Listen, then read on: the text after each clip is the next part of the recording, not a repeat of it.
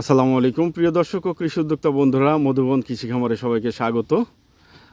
অনেকে হয়তো আমাকে বলে থাকেন যে এত কিছুর মাঝে সময় পাই কী করে। তো আমি বলি কি, আমি সময়ের সদ্ব্যবহার করি, যার কারণে সময় পাই। তবে এখন ঈদের ছুটি আছে, বিশেষ করে শিক্ষকতার জায়গাটায় থেকে কিছুটা মুক্ত আছি আপাতত, যার কারণে এই ভিডিওগুলো করার সুযোগ হচ্ছে।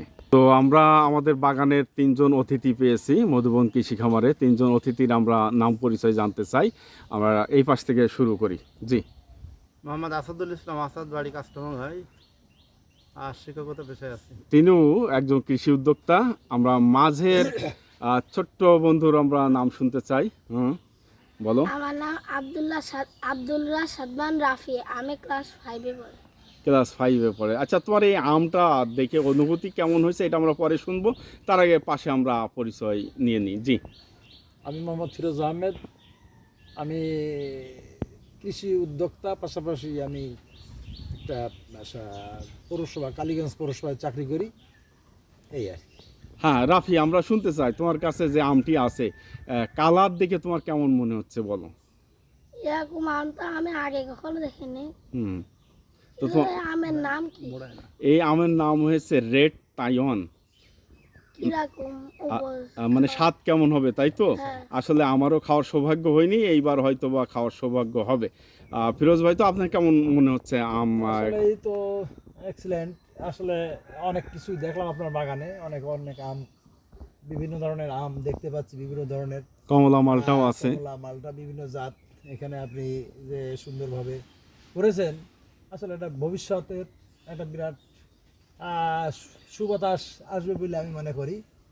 এটা আপনার চাকরির পাশাপাশি আপনি যে এগুলো করছেন এবং আগামীতে এটা নিয়ে আপনি অনেক সময় কাটাতে পারবেন, সাথে সাথে এই দেশের কাজেও এটা লাগবে।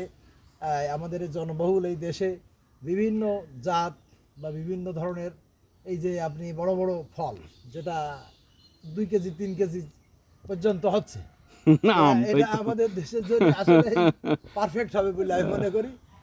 যেহেতু আমাদের অনেক জনসংখ্যা, আমাদের নতুন নতুন উদ্ভাবন এবং নতুন নতুন কিছু নিয়ে আসতে হবে সামনে, তাহলে আগামী ভবিষ্যৎ, আগামী জেনারেশন এগুলো উপভোগ করতে পারবে। জি, আমরা আসাদ ভাইয়ের কথা সাথে সাথে শেষ করতে চাই। আসলে আমগুলো দেখতে তো অনেক সুন্দর, দেখলেই মনে হচ্ছে খাইতে মন চাচ্ছে আর কি। এটা কিন্তু খাওয়ার উপযোগী তো মনে এখনো হয়নি। না, আর একটু সময় লাগবে, আরো 20 দিন। আমের আসলে আমের এটা পাইলেন কোথায়, বীজ পাইলেন কোথায়?